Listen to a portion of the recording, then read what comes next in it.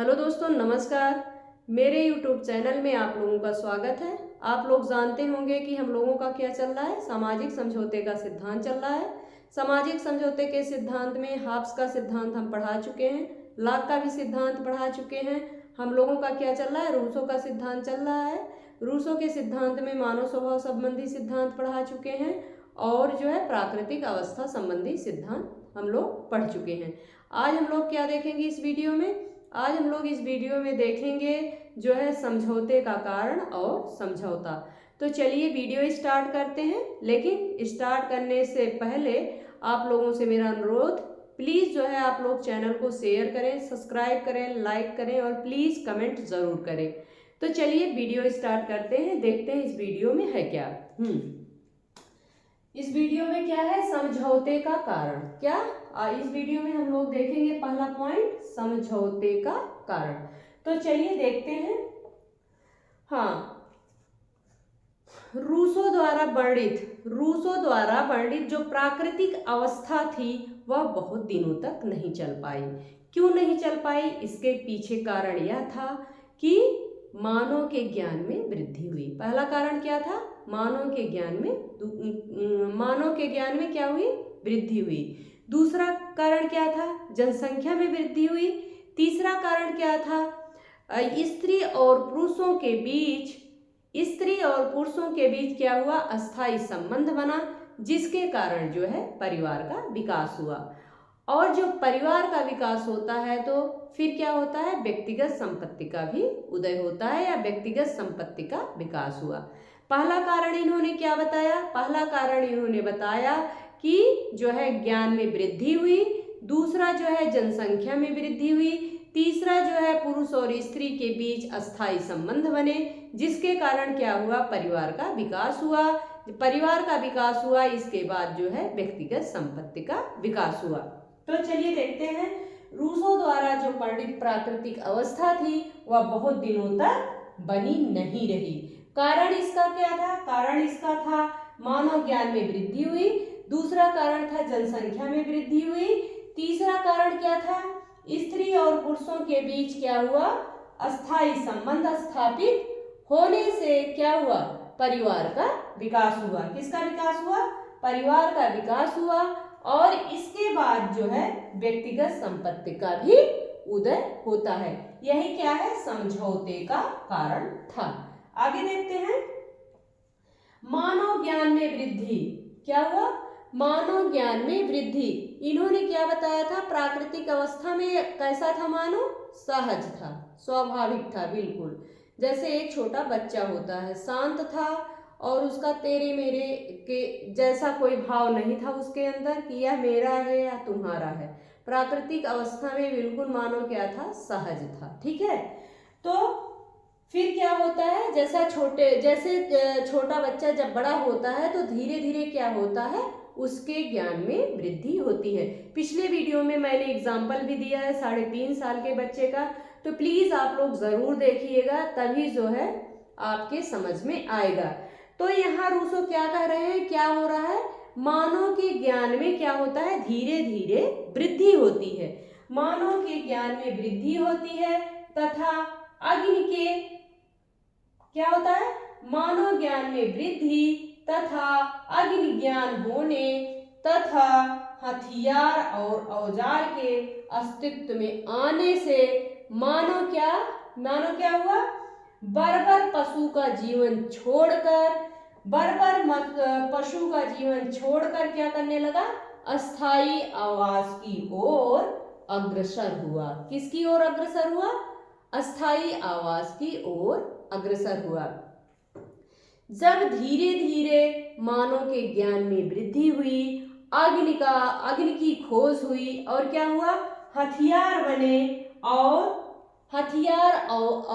औजार के अस्तित्व में आ जाने से क्या हुआ? मानव जो है अपनी बर्बरता को छोड़कर जो है अस्थायी आवास की ओर अग्रसर हुआ। किसने कहा? रूसो के अनुसार। रूसो के अनुसार, एक बार फिर से रिपीट कर देते हैं, रूसो ने कहा कि मानव के ज्ञान में क्या होता है? धीरे धीरे वृद्धि होती है। जब मानव के ज्ञान में धीरे धीरे वृद्धि होती है तो अग्नि की खोज होती है। अग्नि की खोज के साथ औजार और हथियार बनते हैं या हथियारों की खोज होती है। जब इसकी खोज होती है तो मानव क्या करता है, धीरे धीरे अस्थाई आवास की ओर अग्रसर होता है। किसके ओर अग्रसर होता है? अस्थाई आवास की ओर अग्रसर होता है। आप लोग यहाँ तक समझ गए होंगे। आगे देखते हैं। व्यक्तिगत संपत्ति के उद्भव के कारण लोगों में परस्पर कलह, द्वेष, हिंसा व युद्ध आदि का प्रादुर्भाव हुआ। इन्होंने क्या बताया था कि प्राकृतिक अवस्था का जो मनुष्य था वह बिल्कुल क्या था, सहज था। उसके अंदर क्या नहीं था, हिंसा नहीं थी, युद्ध नहीं था, परस्पर कलह नहीं थी और क्या नहीं था, द्वेष नहीं था। क्यों? क्योंकि एक 3.5 साल का बच्चा अगर आप देखेंगे तो उसके अंदर कुछ नहीं होता है, बिल्कुल वह संतुष्ट मस्त खेलता रहता है। क्या करता है? उसका पेट भर जाए बस संतुष्ट मस्त खेलता रहता है। मतलब उसके अंदर जो है ज्ञान की कमी रहती है, लेकिन वह अपने में क्या रहता है, खुशहाल रहता है। ऐसे रूसो ने बताया था कि जो प्राकृतिक अवस्था के मनुष्य थे न उनमें हिंसा थी, न द्वेष था, न कलह था। क्या था? बिल्कुल जो व्यक्ति था वह बिल्कुल क्या था, संतुष्ट था, सहज था। जो उसको मिल जाता था आराम से खा लेता था, स्वच्छंद जो है जंगलों में घूमता था और अपना जीवन व्यतीत करता था और तेरे मेरे का कोई भाव नहीं था। लेकिन इन्होंने कहा कि जब धीरे धीरे मनुष्य के ज्ञान में वृद्धि होती है और जो औजार और हथियारों का विकास होता है तो मनुष्य क्या करता है, अस्थाई आवास की ओर अग्रसर होता है। और फिर क्या होता है, धीरे धीरे व्यक्तिगत संपत्ति का विकास होता है।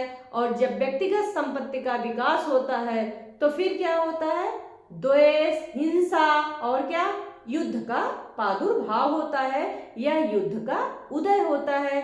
और रूसो ने बताया था कि प्राकृतिक अवस्था में चारों तरफ समानता थी, लेकिन जब व्यक्तिगत संपत्ति का उदय हुआ तब क्या हुआ, समानता जो है समाप्त हो गई। क्या हुआ, समानता समाप्त हो गई। कोई बड़ा बन गया, कोई छोटा बन गया। ठीक है, आगे देखते हैं। व्यक्तिगत संपत्ति के उद्भव के कारण लोगों में परस्पर कलह, द्वेष, हिंसा व युद्ध आदि का प्रादुर्भाव हुआ। संपत्ति के उदय के कारण समाज में जो समानता व्याप्त थी या प्राकृतिक अवस्था में जो समानता व्याप्त थी वह क्या हो गई, समाप्त हो गई। क्या हो गई, समाप्त हो गई। जो समानता चारों तरफ व्याप्त थी, 4 बच्चे खेल रहे हैं, उनका जो है आप समझिए, अगर 4 बच्चे खेल रहे हैं, आराम से खेलेंगे, उसमें 3 साल के बच्चे की बात मैं कर रही हूँ, आराम से खेलेंगे, उनमें न कोई द्वेष होगा, न घृणा होगी, न कला होगा, उनको दूध पिला दो, मस्त वो खेलते रहेंगे और चारों खुद बिल्कुल संभाल रहेंगे, ना कोई किसी को छोटा समझेगा, ना किसी को कोई बड़ा समझेगा। तो रूसो वही स्थिति बता रहे थे कि प्राकृतिक अवस्था में क्या थी, चारों तरफ समानता व्याप्त थी, लेकिन जब व्यक्तिगत संपत्ति का उदय हुआ तो समानता जो है स्वतः समाप्त हो गई। आप लोग समझ गए होंगे। आइए देखते हैं सामाजिक समझौता। समझौते का कारण जो है आप लोग समझ गए होंगे। चलिए देखते हैं सामाजिक समझौता। प्राकृतिक अवस्था में व्यक्तिगत संपत्ति और परिवार जनित समस्याओं का अंत करने के लिए रूसो ने क्या किया, सामाजिक समझौते की कल्पना की।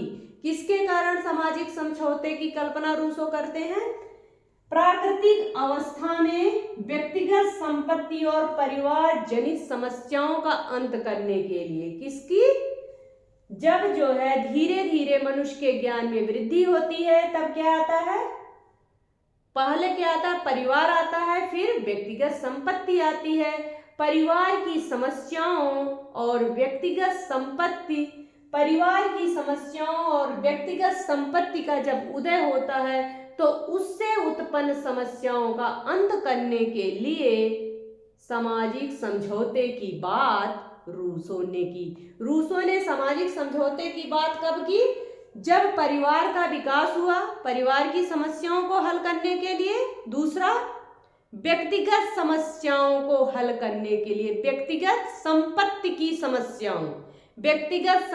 की समस्याओं को हल करने के लिए रूसो ने सामाजिक समझौते के सिद्धांत की कल्पना की। किसकी कल्पना की?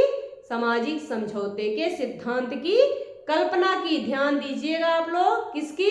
परिवार की समस्याओं को हल करने के लिए और व्यक्तिगत संपत्ति से उत्पन्न समस्याओं को हल करने के लिए क्या किया गया? रूसो के अकॉर्डिंग समझौते की कल्पना की गई। आप लोग समझ गए होंगे, मोस्ट इंपॉर्टेंट पॉइंट है, इसलिए मैं बार बार रिपीट कर रही हूं। आगे बढ़ते हैं। इस समझौते के लिए सभी व्यक्ति एक स्थान पर क्या होते हैं? इकट्ठा होकर। इस समझौते के लिए सभी व्यक्ति एक स्थान निश्चित किया जाता है, वहां सभी व्यक्ति क्या होते हैं? इकट्ठे होते हैं। क्या होते हैं? इकट्ठे होते हैं और इकट्ठा होकर क्या करते हैं? आपस में समझौता करते हैं। क्या करते हैं? आपस में समझौता करते हैं। यह समझौता जो है मानव जीवन के दो पक्षों के बीच होता है। ध्यान दीजिएगा, रूसो का समझौता जो है मानव के कितने पक्षों के बीच होता है? तो कितने पक्षों के बीच होता है? दो पक्षों के बीच होता है। रूसो के अनुसार समझौते के लिए सभी व्यक्ति क्या करते हैं? एक स्थान पे इकट्ठा होते हैं और इकट्ठा होकर क्या करते हैं? आपस में समझौता करते हैं। यह समझौता जो है मानव जीवन के दो पक्षों के बीच, कितने पक्षों के बीच होता है? दो पक्षों के बीच होता है। एक पक्ष उनके जो है व्यक्तिगत जीवन, ध्यान दीजिएगा, एक पक्ष जो है जैसे मैं हूं तो क्या होगा? मेरे व्यक्तिगत जीवन से। एक पक्ष जो है समझौता क्या करता है? उसके व्यक्तिगत जीवन से समझौता होता है। अब मेरे पास 10 लोगों को रख लीजिए। दूसरा समझौता एक पक्ष उनके व्यक्तिगत जीवन का तथा दूसरा पक्ष उनके सामूहिक जीवन पक्ष का होता है। पहला समझौता क्या हुआ? मेरे व्यक्तिगत जीवन से। दूसरा समझौता क्या होता है? मेरे सामाजिक जीवन से। किसके? सामाजिक जीवन, सामूहिक जीवन, या सामाजिक जीवन या सामूहिक जीवन का है। दूसरा पक्ष उनके सामूहिक जीवन से है। इस समझौते के फलस्वरूप सामूहिक रूप से पुनः प्राप्त कर लेते हैं। इसका अर्थ क्या हुआ? जो व्यक्तिगत रूप से हम त्यागते हैं, जो व्यक्तिगत रूप से मैंने जो अपने अधिकार और कर्तव्य छोड़ दिए, वह सामूहिक रूप से घूमकर मुझे मिल जाता है। रूसो क्या कहना चाह रहे हैं? व्यक्तिगत रूप से जो हम छोड़ते हैं, सामूहिक रूप से उसे सामूहिक रूप से जो है मुझे वह सर्वशक्तिशाली के रूप में प्राप्त होता है। ठीक है, आप लोग समझ गए होंगे। आगे बढ़ते हैं। रूसो के अनुसार प्रत्येक व्यक्ति अपने आप को सभी को समर्पित करते हैं। जैसे मैं हूं, मैंने 10 लोग हैं, कोई समझौता हो रहा है, मैंने कहा चलिए मैं अपने सारे अधिकार क्या कर देती हूँ? समर्पित कर देती हूँ। सारे व्यक्तियों ने अपने अधिकार सब में क्या कर दिए? समर्पित कर दिए। प्रत्येक व्यक्ति अपने आप को सभी को समर्पित करते हुए किसी को भी व्यक्तिगत रूप से समर्पित नहीं करता। सबको समर्पित करते हैं लेकिन व्यक्तिगत रूप से किसी को समर्पित नहीं करते हैं। किसको समर्पित करते हैं? सामूहिक रूप से सबको समर्पित कर देते हैं, लेकिन व्यक्तिगत रूप से जो है किसी को समर्पित नहीं करते हैं। इस तरह कोई भी ऐसा सदस्य नहीं होता है जो दूसरों पर उन्हीं अधिकारों को प्राप्त नहीं करता जो अपने पर दूसरों को देता है। जैसे कोई भी अधिकार मैं दूसरे को दे दी हूं, लेकिन वह व्यक्ति जो मुझे अपने अधिकार प्राप्त करने से उसे वंचित नहीं कर सकता है, क्योंकि जो मैंने अपने अधिकार उसको दिए हैं उससे मैं अपना अधिकार वापस पा सकती हूँ। क्या कर सकती हूँ, पा सकती हूँ।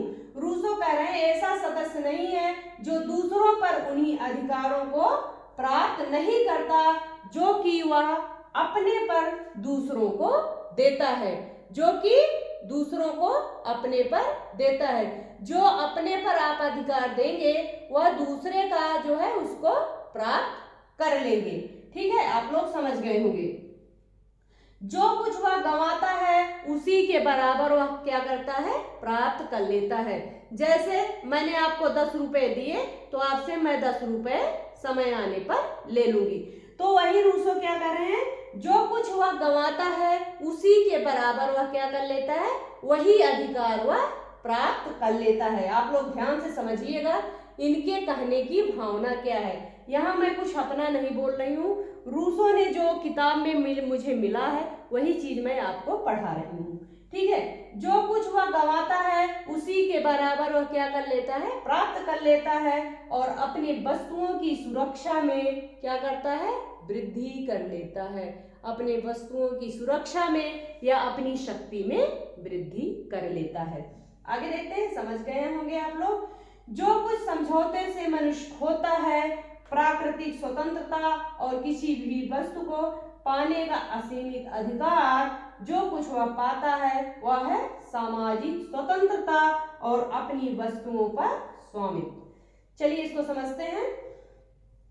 जो कुछ समझौते से मनुष्य क्या करता है, खोता है।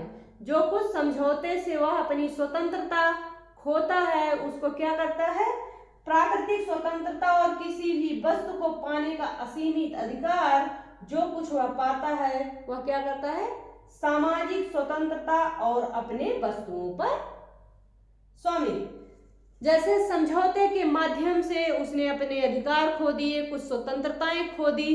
व्यक्तिगत की बात कर रही हूँ। जैसे समझौता हुआ, व्यक्तिगत रूप से मैंने अपने अधिकार खो दिए, अपने जो है कर्तव्य खो दिए। जो कुछ मैंने खोया उसे क्या हुआ, कई लोग मिलकर कई लोगों के बीच को मैंने दे दिया। लेकिन जब मैं प्राप्त करती हूँ तो थोड़ा थोड़ा सबसे प्राप्त करके वह क्या होता है, अधिक शक्तिशाली हो जाता है।